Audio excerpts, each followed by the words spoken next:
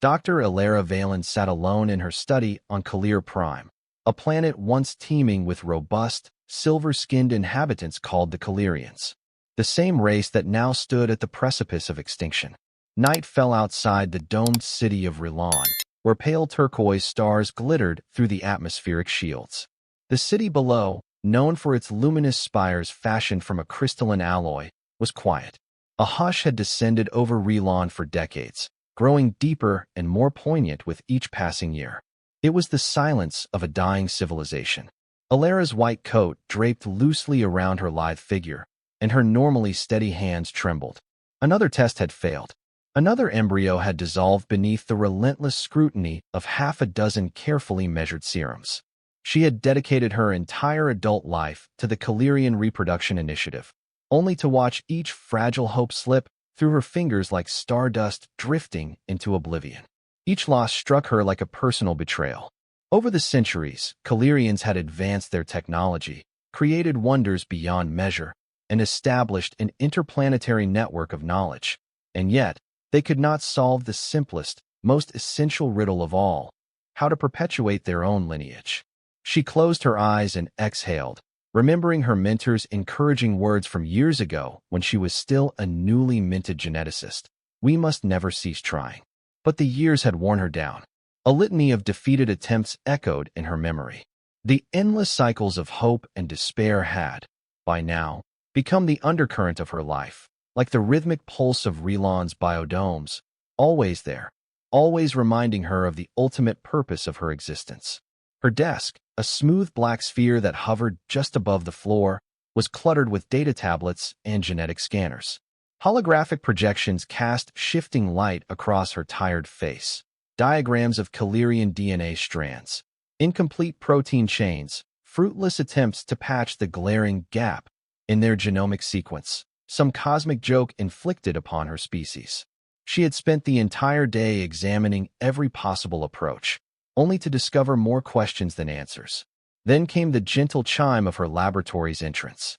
It was Joran, her young, eager assistant who had not yet surrendered to despair. He burst through the door, breathless, eyes alight with an unexpected fervor. He looked almost out of place in the somber hush of the lab, his hairless scalp shining under the overhead luminescence as he clutched a data pad to his chest. "Elara," he gasped, "you need to see this." She straightened with a heavy sigh, expecting more bad news. Another error, an unexplained meltdown of the equipment, or the disheartening departure of a sponsor. But Joran's excitement told a different story. "This is hope," she thought, though she had learned to be skeptical of illusions. "What is it?" Her voice sounded older than she remembered, thin and worn. Joran pressed a button on the side of his datapad, projecting an image into the air. A small craft was gliding through the edges of the Kelyrian system. It was not Kelyrian in design. Elara frowned, blinking away her weariness as curiosity crept into her consciousness. The vessel bore no familiar markings, and the sensors indicated it was definitely of alien origin. This craft," Joran began with excitement edging his voice. "It's come from outside our charted territories. And the occupant claims to be a doctor, a human doctor. He says he can help us." Elara felt a surge of conflicting emotions. Over the years, various outsiders had offered solutions. Most were exploitative, seeking Kelyrian technology or resources in exchange for worthless remedies. Yet, the mention of a human sparked something within her. Kelyrians knew little of humanity. Their star charts only vaguely referenced Earth, a world often deemed too remote and unsophisticated to pursue for diplomatic relations. And yet here was a human, at their threshold, claiming the impossible. She closed her eyes for a moment, tapping her fingers nervously on the polished metallic surface of the table. "Contact the council. I will meet this doctor," she said. Her words were weighed with the gravity of a new kind of hope, a hope that might flame into meaning or gutter out and leave them in deeper darkness than ever. And so, in the next hours, Elara found herself standing atop the observation deck of Rilan starport. She gazed at the alien ship as it completed a carefully managed landing. It settled with an odd hiss, the hull a blackish-gray metal that seemed pitted and worn from interstellar travel. The moment the hatch opened, a ramp descended, and a single figure appeared. Though she had never seen a human before, she recognized him instantly from the transmitted scans. He was tall, with carefully cropped hair the color of dark copper, his eyes a deep green that flickered with both anxiety and resolve. "Dr. Ethan Carter," he announced as he stepped onto Kelyrian soil. His voice carried a slight quiver, a mix of awe and uncertainty. Even from a distance, Elara sensed the vulnerability behind his bold words. This man had traveled across the void of space, risking everything to come here. Could he truly help them? She wondered, forging a silent vow to find out. In that moment, before she had even spoken a word to him, Elara felt the strangest sense of destiny pulling their worlds together. Whether it was simple desperation or a profound cosmic alignment, she did not know. But something within her stirred. Perhaps the quiet, dying planet of Kelyr was about to hear a new song. Under the opalescent glow of Relon's central spire, which illuminated the city in shifting patterns of blues and silvers, Elara led Ethan Carter through labyrinthine corridors toward the council chamber. Around them, tall, graceful arches of luminescent crystal soared upward like living sculptures. Each step they took resonated on floors inlaid with swirling patterns that pulsed in time with the city's ambient power grid, a testament to Kelyrian technical finesse. Behind them trailed Joran, who watched Ethan with unabashed curiosity. Even the 4 council guards, clad in ceremonial silver armor, spared discreet glances toward the human visitor. Ethan, for his part, seemed equally enthralled by the architecture around him, his eyes wide as he took in every detail. Inside the chamber, 8 counselors, representatives of each major Kelyrian province, sat around a massive circular table fashioned from shimmering black onyx. Above them hovered a holographic star map of the Kelyrian system. At a gesture from High Counselor Surath, the lights dimmed to focus on Ethan's slight figure, bathed in the luminescent glow of the star map. "You claim you can cure our infertility," began Counselor Esmera, her voice resonant despite her delicate frame. Her almond-shaped eyes narrowed skeptically. "We have received such claims before." Ethan swallowed, nodding deferentially. "I understand your doubt. My name is Dr. Ethan Carter. I come from Earth, a world far from here, and I belong to the Human Consortium of Interstellar Medicine." He held up a small metallic cube that glowed with a soft green hue. "Here is the research I've gathered on Kelyrian physiology, information gleaned from distant cosmic surveys and fragmentary transmissions. My analysis suggests that human DNA possesses specific attributes that might complement yours." A murmur drifted through the chamber. Counselor Treelan, whose rigid posture marked his role as the most conservative of the council, leaned forward, his gaze stern. "We are aware that our DNA lacks certain resilience factors. But do you propose that humans and Kelyrians can procreate? That is preposterous." Ethan's voice held quiet conviction. "Perhaps not in the traditional manner. But with the right genetic engineering approach, it might be feasible to create a hybridization process that can restore the missing elements in Kelyrian reproductive biology." He cast a look toward Elara, seeking her support. She offered a reserved nod. In that moment, Elara stepped forward, her expression resolute. "High Counselors, you know I have fought tirelessly to find a cure. Every attempt has led to a dead end. But in my own research, I have seen anomalies that might align with Dr. Carter's theories. The cost of ignoring this opportunity is simply too great."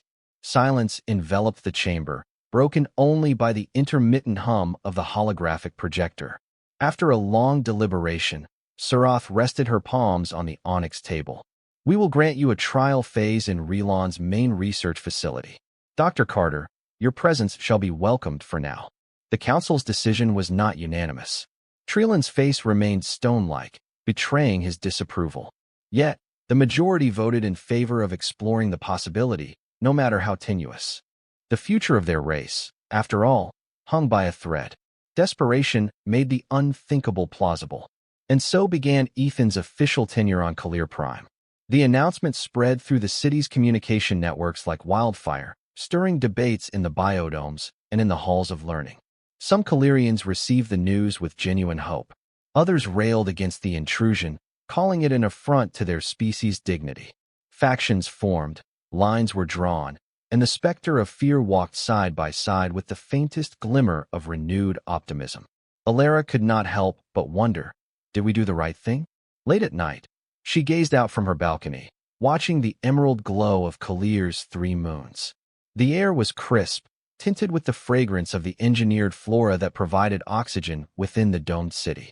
She thought of her ancestors, who once traveled between the stars with ease, proud and fearless. That greatness was now a ghost in the city's quiet streets. She turned, catching sight of Ethan standing in the corridor, gazing at her with curious eyes. He seemed timid, perhaps unsure if he should approach. There was something in that look, a gentle understanding of the weight she carried.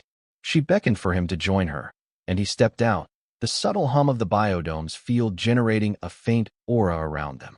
"I'm grateful the council has allowed me to try," he said softly, leaning against the translucent railing. "I know how high the stakes are for your people." Elara studied him, noting how different he looked from any Kelyrian she had ever seen. His arms were slightly more muscular, his hair thicker, and his skin a more sun-kissed hue. Yet his eyes mirrored the empathy she had rarely seen among her own kin. Perhaps centuries of desperation had dulled Kelyrian compassion, replaced by quiet resignation. "We are placing all our hopes on you, on your science, on your species." Her voice grew husky with the strain of emotion. Ethan reached out, hesitated, then placed a comforting hand on her shoulder. The warmth was startling, but oddly welcome. "If there is a way," he said, "we will find it together." And for the first time in years, Elara dared to let the faintest smile cross her lips. The path ahead was uncharted and fraught with moral quandaries, but in that moment, at least, she was not alone. With the Council's provisional blessing, Elara and Ethan commenced their joint research in the state-of-the-art facility known as the Loha Laboratories. The massive complex sprawled across 5 levels, each housing specialized equipment that humankind had only dreamed of, or so Ethan claimed whenever they tested Kelyrian scanners and artificially intelligent data analyzers. In one chamber, they carefully spliced DNA samples from Kelyrians and humans, subjecting them to advanced gene correction protocols. These machines, the pride of Kelyrian science, had once been used for habitat terraforming and adaptive modifications for off-world exploration. Now, every circuit was repurposed for the singular task of salvaging Kelyrian heritage. Day after day, they stood side by side, heads bent over luminous readouts, cross-referencing data with each other. Joran bounced around them like an eager photon, offering assistance and running errands. With each minor breakthrough, a stabilized cell line here, a promising embryonic structure there, the sense of hope in Loha Labs grew palpable. Researchers, who had once drifted like specters, found a renewed sense of drive in their tasks, as though breathing life into the future once again. And yet, they encountered countless false starts. Some of the hybrid samples developed puzzling anomalies, mutating unpredictably before collapsing into inert biological matter. Elara held on to her composure each time, reminding herself, reminding everyone, that progress in science seldom ran in a straight line. Ethan would always place a comforting hand on her shoulder or share a few whispered words of reassurance. Over time, those moments of comfort turned into small, intimate respites from the unrelenting tension of the lab. At night, Elara found herself escorting Ethan around Rilan, wanting him to see her world beyond the confines of the laboratory. They wandered through illuminated gardens that spiraled upward in tiers, each level showcasing flora engineered to thrive in the city's carefully maintained climate. Ethan's wonder never waned, and more than once, she caught him gazing at her with a curiosity that went beyond scientific collaboration. "Your city is marvelous," he told her one evening as they strolled through the Iridian Plaza, where artificial waterfalls cascaded in shimmering arcs. "But there's a certain sadness in the air, as if everyone's holding their breath." She nodded, pausing to watch a small group of Kelyrian children chasing each other around the fountain. How rare it was to see children. Living proof of a near-miraculous success from a decade ago, when limited fertility treatments had temporarily allowed a few births. "We're at a tipping point, Ethan. There are so few children left. Each one is cherished, but our population is dwindling year by year." Her voice grew thick with emotion. "I sometimes feel guilty, seeing those children, because I haven't done enough to secure their future." He turned to her, his expression serious yet full of compassion. "You've devoted your entire life to saving your people. You're too harsh on yourself. A hollow smile tugged at her lips. It's not enough to try. My species is dying, and if I can't find a solution, she trailed off, eyes glistening. Without hesitation, Ethan placed his arm around her, gently guiding her away from the plaza's bustle. Then you'll keep trying, and I'll keep trying with you. She did not resist his warmth, and for a moment, she let herself lean into him. For so long, she had carried this burden in solitude. In Ethan's presence, she felt the first hint of relief, of trust, of something entirely new. She realized with quiet astonishment that this feeling might be blossoming into affection, an affection that frightened and intrigued her in equal measure. They returned to the labs the next morning, each renewed by the closeness of the previous night. But lab results were never governed by sentiment alone. Unyielding science demanded absolute precision. Weeks passed as they refined their approach. Each day's progress was meticulously recorded. They developed a procedure for somatic bridging, a novel technique that attempted to bind human resilience factors to Kelyrian cellular integrity. Gradually, in one of their sterile growth chambers, small clusters of cells began showing a higher tolerance to the degenerative issues that had plagued Kelyrian embryos for decades. Then came the day when their greatest hope suddenly crystallized into tangible form. Joran, who had been monitoring the embryonic samples, burst into their office with eyes shining. It's stable, he exclaimed, pulling them toward the observation tank. There, projected in a holographic feed, was a faint but undeniable cluster of cells dividing, growing at an unprecedented rate. No signs of the dreaded necrosis. No morphological breakdown. Instead, there was life. Elara's breath caught in her throat. She reached out to squeeze Ethan's hand, and he squeezed back. In that moment, she felt an eruption of joy she could barely contain. Around them, the lab technicians erupted in cheers, while overhead, the fluorescent lighting pulsed in sympathetic waves, as though the city itself was exhaling pent-up hope. They decided to name this embryonic line Project Elara, after the Kelyrian word for rebirth. Carefully, day by day, Elara flourished in its artificial womb, absorbing nutrients as directed by the gene therapy. Ethan's features reflected an unyielding pride in the achievement, while Elara's heart swelled with cautious optimism. Could it be that after so many false starts, they had finally found the missing key? Counselor Suroth and the rest received the news with guarded excitement. Treeland still glowered, warning them that tampering with such fundamental genetic processes could have unforeseen consequences. But for once, the tide of public sentiment turned strongly in favor of pressing forward. The entire city, and indeed the entire planet, seemed to hold its breath in anticipation of what Elara might herald for their species. Yet, as the days turned into weeks, and Elara began to show more definite Kelyrian traits alongside subtle but critical human influences, Elara sensed new storms brewing on the horizon. Nothing so profound could occur without stirring conflict, spiritual, social, or political. Even in her own heart, she wrestled with unexpected feelings, both for Ethan and for the future they were engineering. But for now, she pushed aside her doubts. Elara was alive, and that alone was a gift beyond measure.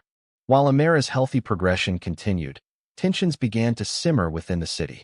The introduction of foreign DNA into the Kelyrian race was not welcomed by everyone. Leaflets circulated, digital and holographic, challenging the moral foundation of such a union. Some extremist groups claimed that forging a hybrid with lesser species was an affront to Kelyrian heritage, equating it to a sacrilegious corruption of their divine essence. In the halls of Loha Labs, subtle hostility brewed. One morning, Elara arrived to find her workstation vandalized. Someone had scrawled anti-human slurs in glowing paint that ran in swirling lines across her desk.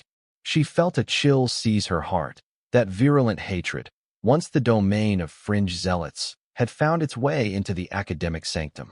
She was about to wipe the messages away when Ethan entered, noticing her rigid stance. He touched her shoulder gently. "Let me help," he said, retrieving a specialized cleanser from a drawer. Together, they wiped the graffiti clean, though the emotional scars lingered. For a moment, Ethan's eyes flashed with anger, but he collected himself, offering Elara a reassuring nod. "No matter what they do, we won't stop our work." But hostility was not confined to petty acts of sabotage. Counselor Treeland convened a public hearing, demanding greater oversight over Elara development. Elara and Ethan were summoned to testify before a throng of curious, anxious citizens gathered in Veylan's grand amphitheater. Stepping onto the raised platform, Elara's heart pounded. She could see the lines of worry etched on the faces of her people. Could she reassure them that this radical research was not desecrating their heritage, but preserving it? She straightened her shoulders, casting a glance at Ethan, who stood beside her, his posture calm yet determined. Treeland's booming voice resonated throughout the amphitheater. My fellow Kelyrians, we stand on the precipice of an unprecedented action, one that binds us, body and blood, to an alien species. Is this truly the salvation we seek, or are we inviting unknown horrors upon ourselves? Murmurs rippled through the assembled crowd. Some voiced support for Treeland's caution, others bristled at his scaremongering. Elara swallowed her nerves and stepped forward. Respected counselor, she began. For decades, we have exhausted every known path to address our infertility crisis. We have manipulated our DNA, employed advanced therapies, and yet every effort has collapsed. Dr. Carter's research from Earth indicates that the human genome possesses unique resilience factors lacking in ours. This is no reckless gamble. It is a carefully measured endeavor. Treeland's eyes flickered with skepticism. You say you can ensure that no malign traits will taint our lineage? No risk to Kelyrian identity. Ethan cleared his throat. I understand the fear, counselor, but genetic integration is not about tainting. It's about carefully augmenting your genome so it can overcome the defects that hinder reproduction. Yes, this introduces new traits, but we aim to preserve the essence of what makes you Kelyrian. The process can be calibrated to maintain cultural continuity while restoring fertility. A young mother with a child in her arms stepped forward from the crowd. Her voice wavered with emotion as she asked, will this help my child too? Can she have a future with children of her own? Elara smiled gently at the woman. That is our hope. This research is not exclusive to newly conceived embryos. Our eventual goal is to find a therapy that all Kelyrians can receive, ensuring we can bear children naturally again. The mother's eyes filled with tears, a spark of hope lighting her face. Others murmured in agreement, a soft wave of optimism that clashed with Treeland's stern gaze. In that moment, the amphitheater felt like a battlefield of ideologies, a conflict between the longing for survival and the fear of losing oneself in the process. When the hearing adjourned, the council voted to continue supporting the research, albeit under increased scrutiny.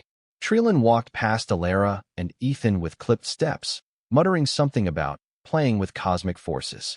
And while the tension dissipated momentarily, Elara knew it would resurface soon enough. Returning to the labs, she found solace in the hum of the machines and the shimmer of the embryo in its containment chamber. Elara was now an undeniable testament to their progress, the first bridging of two species. Yet, with each milestone, the moral weight of their actions intensified. Elara often found herself standing by the observation tank late into the night, the room's lights dimmed, lost in a swirl of conflicting thoughts. Would Elara consider herself Kelyrian or human? Would she resent the union that created her, or embrace it? Elara was not sure if these philosophical ruminations belonged to a scientist's domain, but they haunted her nonetheless. She heard Ethan's voice behind her, soft and steady. You're worried about Emara's future, aren't you? Elara turned to find him gazing at the tiny cluster of rapidly dividing cells. She nodded. I'm worried about everything. The backlash, the political storms, and whether we're doing the right thing. We are doing what we must, Ethan answered quietly. No path is devoid of risks, Elara. But life has to come first. That's something my mentors used to tell me on Earth. All else is secondary to preserving life. She lowered her head, letting out a shaky breath. Sometimes, I wonder how you carry so much optimism. He moved closer, his eyes reflecting concern and something more intimate. Sometimes, I wonder how you carry so much determination, he said, his voice warm. Then, with a gentle gesture, he lifted her chin, and before she could fully register her own emotions, their lips met in a tender, unspoken affirmation of the bond they were forging. It was a fragile moment, a stolen fragment of time where two worlds bent toward each other, fueled by desperation, hope, and something akin to love. and in the hushed space of Loha Labs, the faint glow of Amara's chamber cast their entwined figures in a soft, luminous promise. In the days that followed, the kiss they had shared became both a silent comfort and a secret source of energy for Elara. Their relationship deepened, weaving a thread of warmth through the cold sterility of lab corridors. Although they remained fully engaged in their research, they found themselves exchanging private glances, supportive touches, and whispered confidences. It was an unspoken understanding that they, and by extension, their people, were intertwined in an irreversible dance of destiny. But the rising tide of public interest was mirrored by a more sinister undercurrent. Protests flared up across the city. Hollow banners proclaimed slogans like "Keep Kelyr Pure" and "No Alien Offspring." The fundamentalist group calling themselves the Keepers of Ancestry seized on the momentum, rallying fearful citizens to denounce hybridization as an existential threat. As an ominous development, a data breach occurred at Loha Labs. Sensitive files related to Amara's genome mapping were leaked on the planetary network, igniting a storm of speculation and conspiracy theories. Some claimed Amara would be a monstrosity with unpredictable powers. Others insisted the plan was to replace natural-born Kelyrians with a half-human hybrid race. Rational voices struggled to be heard over the din of fear-mongering. Counselor Treelan wasted no time capitalizing on the panic. He held impromptu press conferences, standing at the steps of the council hall, his voice amplified by the city's public communication systems. "We are meddling with forces beyond our understanding," he declared. "We must not let desperation blind us to the terrors we might unleash." Elara found herself at the center of a brewing storm. She was bombarded with urgent meeting requests from concerned citizens. Some approached her with genuine worry about the future of their children. Others confronted her angrily, accusing her of betraying Kelyrian purity. Through it all, Ethan stood by her side, even when she could sense the discomfort in his eyes. He was an outsider here, an emissary of hope who had become the target of scorn. Then, one evening, as she locked up the lab to return home, masked figures emerged from the shadows of a deserted corridor. Elara's heart skipped a beat. Before she could react, two of them grabbed her arms roughly. Another raised a metal rod. Fear coursed through her like a shockwave. "You will stop this abomination," hissed one of the assailants. "Kelyr belongs to the true heirs, not to alien spawn." Before the rod could descend, a blur of motion came from behind. With fierce determination, Ethan tackled the masked individual, wresting the rod away. Joran, who had lagged behind to finish a final analysis, also arrived, shouting for security. The three masked figures scrambled away, their footsteps echoing down the corridor. The echoes of their hatred lingered nonetheless. Ethan rushed to Elara, his face a mask of concern. "Are you hurt?" She shook her head, tears threatening to spill. No, I'm fine." But inside, she was shaken. Physical violence was rare in Relan, especially within the hallowed halls of a research facility. The incident drove home how far fear had spread into the fabric of Kelyrian society. Security arrived too late, but they escorted Elara and Ethan to their quarters. That night, as Ethan stayed by Elara's side, his arms wrapped protectively around her, she realized just how vulnerable they both were. What if next time, the Keepers of Ancestry came armed with more than rods and fists? And yet, the presence of Ethan's warmth, the solid reassurance of his heartbeat, steadied her more than she dared admit. In the days that followed, the council increased protective measures around Loha Labs. Armed guards patrolled the corridors, scanning all who entered. Joran organized volunteers, other scientists, friends, even some students, to stand vigil outside the facility's main entrance, brandishing signs of their own that read, "Science for Survival, Let Hope Live, and Every Species Can Evolve." It was a touching show of solidarity, but Elara sensed the precarious balance upon which their society now rested. Amid the turmoil, Amara continued to thrive, seemingly oblivious to the conflict raging around her. She had advanced from a cluster of indistinct cells into a more recognizable shape, with fledgling Kelyrian features and faint traces of human physiology in the skeletal structure. Her tiny organs began to form. Brain activity measured by the scanners showed promising patterns that indicated healthy development. These results galvanized Elara's determination. If Amara could survive and flourish, Perhaps that would be the living proof her society needed.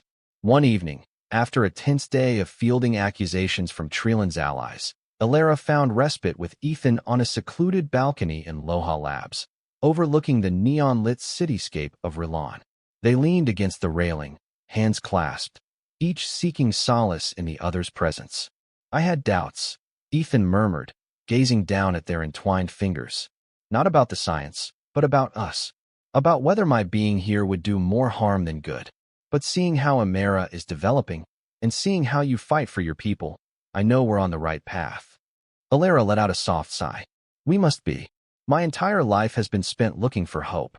And now, even in the face of hatred and fear, I see it." He reached up, brushing a stray lock of her silver-white hair behind her ear. "Then let's keep building that hope. We owe it to Elara, and to Kelyr." Their lips met once more in the hush of that starlit balcony. But this time, the weight of the future bore down even more heavily upon them, carrying the promise and peril of all that was yet to come. As Elara approached a critical stage in her gestation, Elara and Ethan braced for the next major hurdle: viability outside the artificial womb. Kelyrians had never before used external gestation methods for a hybrid embryo. Even advanced as they were, every element of this process existed at the boundary between known science and speculation. Under intense scrutiny from the Council, they commenced the transition procedure. Emara's synthetic sac was carefully transferred into a nutrient-rich biopod that would mimic a natural womb environment. The entire lab team held its collective breath, watching a series of monitors that tracked Emara's heart rate, brain activity, and cellular respiration. Hours ticked by with agonizing slowness.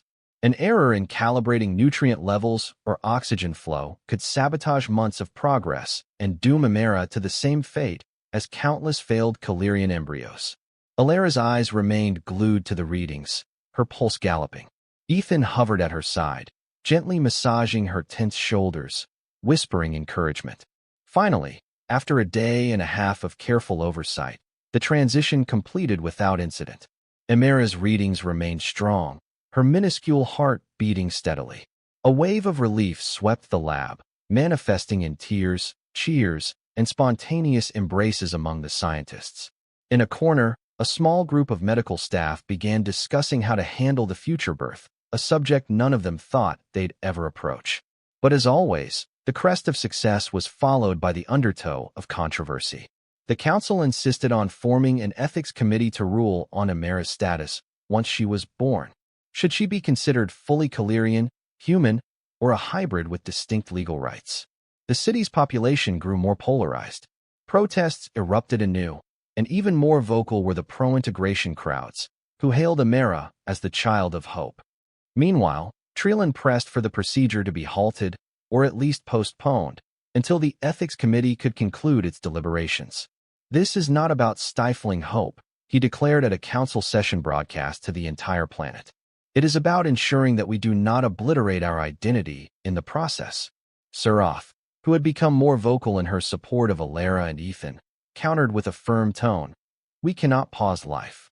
Emara is already developing, and forcing the termination of her growth now would be an unthinkable act." Outside the council chambers, tensions escalated once again. Everyone seemed to have a stake in Emara's destiny, whether driven by scientific curiosity, moral convictions, or simple fear of the unknown. And at the eye of the storm stood Elara and Ethan, now more united than ever, but also more pressured by the day. Joran, noticing the strain on them both, organized a brief respite. A day trip to the outskirts of Rilan's biodome, where rolling plains of emerald grass met a sky tinted turquoise by Kelyr's distinctive atmosphere. He believed that a break from the lab might rejuvenate their minds and lift their spirits. They ventured out in a small transport rover, weaving through shimmering grasslands and gently undulating hills.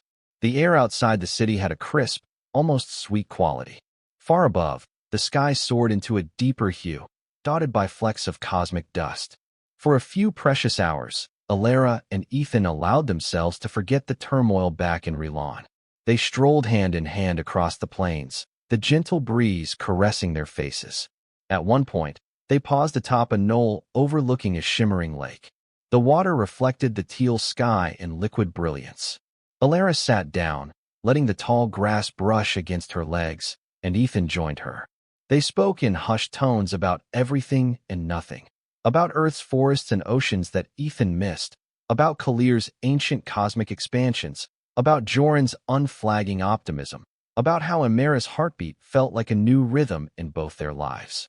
Eventually, their conversation drifted to the possibility of more hybrid embryos in the future. Could Kelyrians eventually conceive naturally with humans, forging a path that would save both species from isolation? The subject was daunting, but it felt less frightening against the backdrop of nature's quiet majesty. "Elara," Ethan said softly, "I've grown to love this planet, and I've grown to love you." His eyes flickered with an intensity that matched the color of the sky. "But I need to know if we're also risking your people's sense of self. I don't want to be the instrument of assimilation." She reached for his hand, pressing it to her cheek. "This is not assimilation. It's a partnership, a survival path. If we lose some measure of purity but gain the capacity to live, I believe that's a trade worth making. I believe we can guide our people to cherish both traditions." Their voices trailed off, lost in the gentle winds that rustled the grass. For an eternal moment, they simply existed together, two beings from different worlds bound by a shared purpose and a deepening affection. When they returned to Veylan at dusk, the city's spires glowed white against the darkening sky, beckoning them back to the reality of their responsibilities. Emera's development was inexorable, and the day of reckoning approached like a silent wave about to break. They found messages from the lab waiting for them. Emera's vital signs were changing, indicating rapid growth spurts. Elara's heart quickened. She's accelerating. If the embryo continued to develop at this pace, Emera could be ready for birth sooner than anticipated. The time for ethical debates and indefinite committees was running out. Life had a schedule of its own, and it refused to wait for bureaucracy. 3 weeks later, the entire facility of Loha Labs braced itself for a moment that would alter Kelyrian history forever. Alarms beeped in a steady rhythm, and a specialized medical team scrambled around the primary gestation chamber. Emera's signals indicated that she was preparing to exit the artificial womb. The final phase of cellular organization was complete. A hush descended over the sterile chamber as Elara, Ethan, Joran, and several other key researchers gathered around the biopod, observing Emera through its transparent casing. Her form was now unmistakably humanoid, smaller than a typical Kelyrian newborn, but showing distinct Kelyrian features: elongated fingers, subtly pointed ears, and the faint glow of her eyes that marked her as a child of a species once advanced enough to harness cosmic energies. Yet, the hue of her skin fell somewhere between a faint silver and a soft beige. Her hair, though still sparse, was a pale, almost white color reminiscent of Elara's. To the watchers, she was both Kelyrian and something beyond. Elara's chest tightened as the medical staff initiated the process, draining the amniotic fluid and transferring Emera to a controlled environment that would simulate the final stages of birth. The next minutes stretched into eternity. Everyone held their breath, hearts pounding in unison. If Emera could not adapt to breathing Kelyrian's air, if her organs failed to function properly, the entire project and the future of Kelyrian existence would suffer a catastrophic blow. At last, the fluid receded completely, leaving Emera exposed to the lab's atmosphere for the very first time. There was a suspended moment of absolute silence. Then Emera's tiny chest rose in a fragile inhale. A reedy cry emerged. Her eyes fluttered open, revealing luminous irises, a swirl of silver and green that seemed to reflect both Kelyrian's starlight and Earth's forests. A collective gasp echoed through the chamber. Tears sprang to Elara's eyes, and she let out a sob of relief. Her colleagues, too, stood in silent awe, tears mingling with astonished smiles. This was not the sterile perfection of a lab experiment. This was a child, alive and breathing, forging a new path for the entire species. Ethan, his voice thick with emotion, approached carefully. "Hello, Emera," he whispered. A gentle nurse offered him a clean, soft cloth, which he used to wipe the newborn's skin. With carefully gloved hands, Elara reached out to cradle Emera, supporting her delicate head. The child's eyes flicked around, taking in the new world with a wide, questioning gaze. In the corridor outside, Counselor Treeland stood with several members of the ethics committee, watching through a glass partition. Even Treeland, ever the critic, looked shaken by what he was witnessing. Nothing in Kelyrian or human experience could have fully prepared him for this moment. Meanwhile, Surath and a contingent of well-wishers gathered in an adjoining room, awaiting word of the successful birth. Hours passed as Elara underwent a battery of medical tests to ensure stability. She showed signs of strong vitals, a robust immune response, and no immediate genetic anomalies. Joran, ever the optimist, rattled off reading after reading with ecstatic glee, nearly bursting with pride. "She's perfect, Elara," he exclaimed, voice trembling. "She's more stable than even our most optimistic simulations predicted." Elara cradled the child, marveling at her delicate features. She felt an overwhelming protectiveness surge within her, a maternal instinct that both surprised and comforted her. In that moment, she remembered all the nights she had spent leaning over the embryo chamber, praying for this day to come. Now it was real. Elara was real. Ethan stood beside her, gently stroking Emara's cheek with a gloved fingertip. "Welcome to the world," he whispered. And in his eyes, Elara saw a tenderness that mirrored her own. Word of Emara's successful birth spread like wildfire across Relon and beyond. Interplanetary channels lit up with curiosity and excitement. Messages of congratulations flooded the labs, accompanied by calls for caution and condemnation from far-right factions. The Keepers of Ancestry staged a protest in the city center, decrying Emara's existence as an unholy blight on the sacred lineage.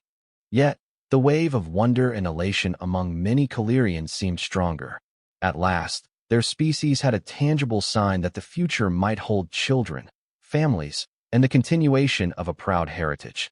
For Elara, the days that followed were a blur of medical checkups, public announcements, and endless strategizing. She found herself forced to navigate the labyrinth of planetary politics. Counselor Surath insisted that Elara should be protected by special security to prevent any extremist attack. Treeland argued for immediate legal frameworks to define Emara's rights. Scientists clamored for access to data from the child's unique physiology. Through it all, Elara strove to keep Emara's best interests at the forefront. Ethan became a constant presence at Emara's side, learning to soothe her cries, to feed her the specialized formula the lab had developed.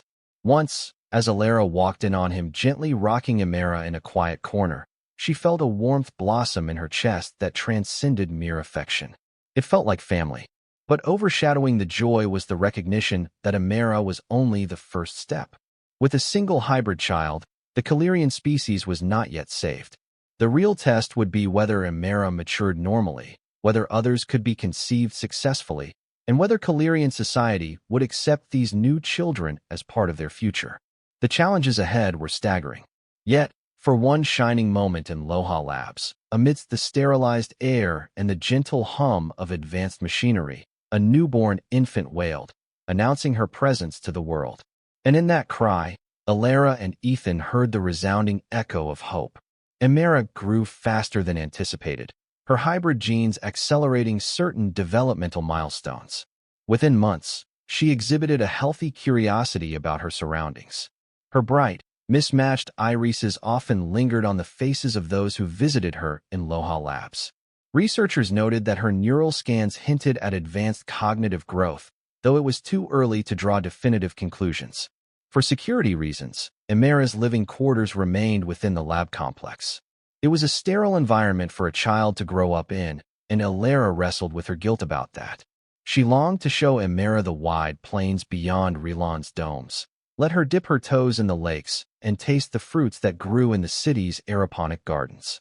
But fear of the Keepers of Ancestry tempered such desires. Even with heightened security, the threat of abduction or worse could not be dismissed.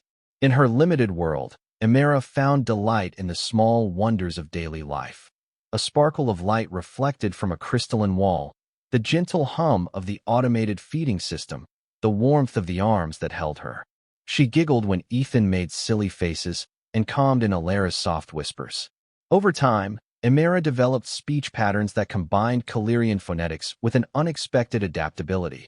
Her very first words sounded like a sweet, melodic hybrid of Kelyrian and Standard English, leaving scientists both astonished and moved. As Elara presence grew, so did the demands on Elara and Ethan.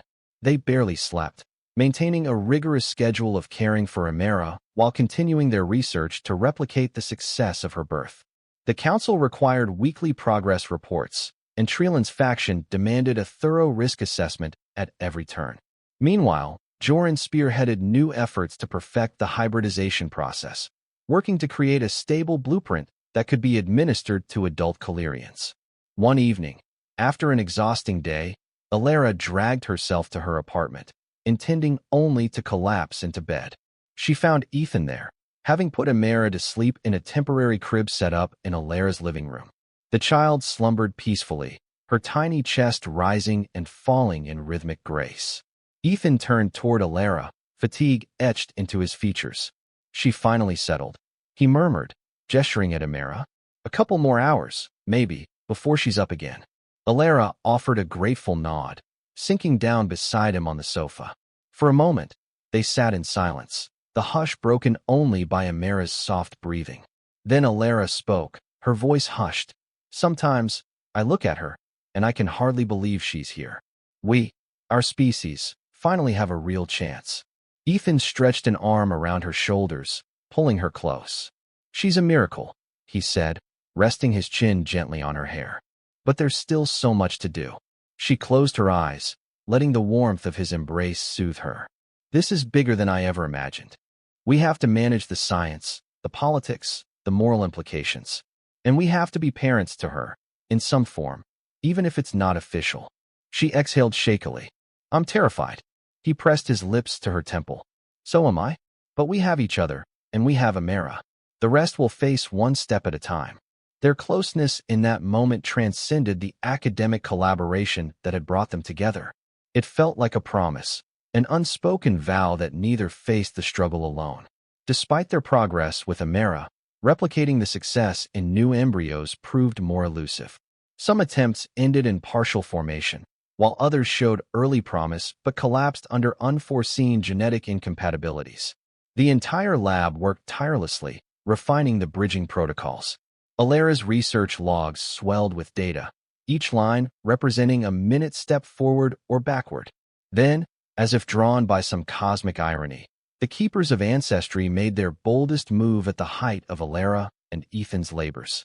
Under the cover of night, a coordinated sabotage struck Loha Labs, disabling security systems and unleashing a specialized virus into several mainframes. By the time the guards responded, the saboteurs had fled, leaving chaos in their wake. Elara raced through the halls, alarms blaring, her mind frantic with only one thought, Elara. She found Ethan and Joran frantically, trying to quarantine the virus before it spread to Emara's life support systems. Sparks flew from overloaded circuits, and the overhead lights flickered ominously. If the virus reached the cluster controlling Emara's nutrient environment, she could be in grave danger. Is she safe? Elara cried over the din. Ethan grimaced, his fingers dancing across a holographic console. We've sealed off her wing, but the sabotage has triggered an internal meltdown. We need to isolate her module physically before the system reboots. With no time to lose, they formed a makeshift crew of technicians. Racing to Emara's chamber, they detached it from the compromised grids. Elara, terrified by the flashing alarms and the frantic activity, began to wail. Her cries echoed through the chamber, adding an eerie, heart-wrenching layer to the sirens and warning klaxons. At last, the team sealed off Emara's module, enabling a fail-safe power supply that kept her systems functional. Slowly, the alarms subsided, and the main grid began a gradual reboot. Elara collapsed against a wall, pulse pounding. They had nearly lost everything. In the days that followed, an investigation revealed that the Keepers of Ancestry were indeed behind the assault. Public outcry erupted across the city, as many Kelyrians felt outraged that the group had endangered the life of a child, one who, despite differing opinions on her existence, was undeniably a living, breathing being. Councillor Treeland distanced himself from the extremists, condemning their violent tactics, though he still stressed caution and re-evaluation of the hybridization program. But the damage was done. Crucial data files were corrupted, slowing the progress on new hybrid embryos. Worse still, Emara's sense of security was shattered. Nightmares disturbed her sleep, and she clung to Elara and Ethan whenever loud noises echoed in the lab corridors. The sabotage had not only destabilized the research, it had bruised Amara's nascent psyche. Elara, torn between her roles as scientist and caretaker, struggled with a deep, simmering rage. The quiet sadness that had once characterized her weariness turned into a tempered resolve fueled by anger at the cruelty that her child, yes, her child in every sense, had experienced. Ethan, for his part, worked tirelessly to restore the damaged systems, leaning on advanced Earth protocols to patch the Kelyrian mainframes. They spent many late nights hunched over data consoles, forging new firewalls to protect Amara's module. In between these bouts of technical labor, they tried to soothe Elara, to remind her through gentle songs and soft lights that she was safe. The child, bright as she was, sensed the tension coursing through her guardians. Her eyes darted fearfully at every shadow. Each time, Elara's heart broke a little more. Yet, adversity can sometimes galvanize a community. In the aftermath of the sabotage, public sentiment began to shift more decisively in favor of Amara's right to live safely. Groups that had been on the fence about hybridization now expressed support, denouncing violence and championing the child's well-being. Donations poured into Loha labs, offering resources to rebuild. Volunteers, scientists, medics, even artists, offered to help in any way they could. One volunteer, an elderly musician, visited Amara's wing to play soft, melodic tunes on a crystalline flute. Elara listened in rapt fascination, her expression a mingling of wonder and serenity that Elara had rarely seen. In that moment, Elara realized that Amara was far more than a scientific milestone. She was a bridge, a living symbol that could unite or divide, depending on how people chose to see her. As the city rallied around Elara, Treelan had no choice but to tone down his rhetoric, at least publicly. Councillor Surath seized the opportunity to champion a new legislative framework, the Future Unity Bill, proposing that Kelyrian society formally recognize hybrid offspring as full citizens, with all associated rights. The bill remained contentious, but the tide of moral sympathy made it possible that it would pass. Elara, however, refused to pin all her hopes on politics. If Amara was to be more than an anomaly, if Kelyr truly had a chance to rebuild its population, they needed to replicate Amara's success. With renewed vigor, she and Ethan returned to the gene labs, forging new lines of research. Sleepless nights became the norm, yet there was a renewed sense of mission in the lab, a flickering flame of solidarity and devotion. In those harried weeks, Elara and Ethan managed only fleeting moments of tenderness, stolen between lab crises and caring for Amara. They discovered that, despite exhaustion, their bond had deepened. Mutual struggle against adversity had transformed their connection into something more profound, less like colleagues, more like partners in love and in life. Still, the question remained, would Kelyr accept a future that included human heritage? Or would the keepers of ancestry and their sympathizers continue to sow havoc until that future was snuffed out? As Amara curled against Elara's shoulder one night, drifting off after a lullaby, Elara whispered a silent vow. I will fight for you, for your right to exist, to thrive, to carry our legacy forward. And in the hush of the lab, the only answer was the steady rhythm of Amara's breathing, a fragile heartbeat of hope against the backdrop of uncertainty. The following months brought a whirlwind of breakthroughs, setbacks, political maneuvering, and societal debate. Amara's rapid development continued. By the time she reached the equivalent of a Kelyrian toddler, she was speaking in full, if halting, sentences, another testament to the synergy of human and Kelyrian genetics. Her abilities fascinated scientists from both worlds, fueling the drive to perfect the hybridization process. Gradually, Elara and Ethan succeeded in creating a second viable embryo, then a third. Each displayed slight variations in genetic expression, but none suffered the catastrophic collapses that once plagued Kelyrian reproduction.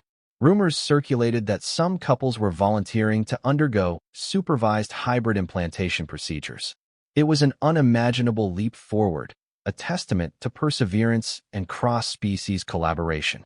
Meanwhile, Councillor Sirath's Future Unity Bill passed by a narrow margin, establishing a legal framework that recognized hybrid children as full citizens of Kelyr. The Keepers of Ancestry cried foul, staging more protests, but public sentiment had reached a tipping point. The violence of their sabotage had turned many hearts against them. The council had little tolerance for further extremism. Yet no victory is without cost. Rumors abounded that the Keepers of Ancestry had retreated into hiding, planning even more drastic measures. Their vitriol persisted in underground networks, which circulated propaganda claiming the Kelyrian soul was being compromised. Elara knew the fight was far from over. But for the moment, Kelyr was forging a new path forward. One crisp morning, as Relon's domes refracted the first beams of the distant sun into a kaleidoscope of light, Elara and Ethan stood on the balcony outside Loha Labs with Elara.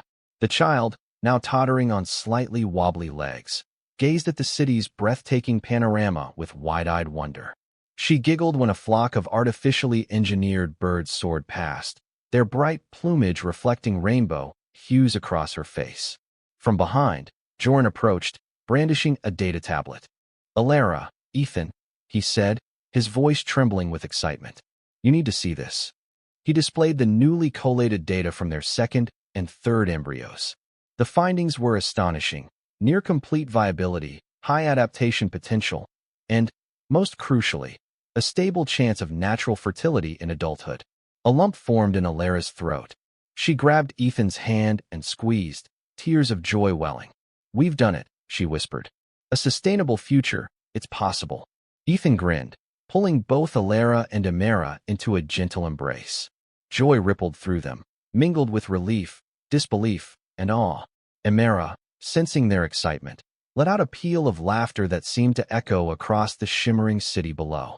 That evening, a formal ceremony took place in Relon's Grand Amphitheater to honor the pivotal milestones in the Kelyrian Reproduction Initiative.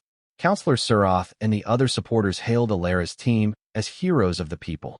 Hundreds of Kelyrians gathered, families with children, older citizens who had lived through the darkest days of infertility, and young researchers poised to inherit the mantle of scientific discovery. Even Treeland made an appearance, though he kept to the periphery, offering stiff nods of acknowledgement. Elara stood at the podium, Elara held gently in her arms, and Ethan by her side. For a moment, she was overwhelmed by emotion. This was what she had dreamed of but never fully believed could come to pass. She spoke with a trembling voice, expressing gratitude and urging everyone to unite in nurturing the new era. Applause thundered through the amphitheater, echoing among the crystalline spires. Yet, on the outskirts of the crowd, a lone figure stood wearing a hooded cloak. Elara's eyes locked with theirs for a split second before they vanished into the throng. A nagging sense of unease settled in her chest. The Keepers of Ancestry were still out there. They were not finished. But she refused to let fear overshadow this moment of triumph. The night ended in a festival of lights, with Relon's spires dancing in synchronized patterns. In a society that had long known only despair, it was a rare moment of collective celebration. Elara felt Ethan's hand slip into hers as they watched luminous drones form shapes of comets and galaxies against the dome's starry vista. Elara, wide awake despite the late hour, clapped her small hands in delight.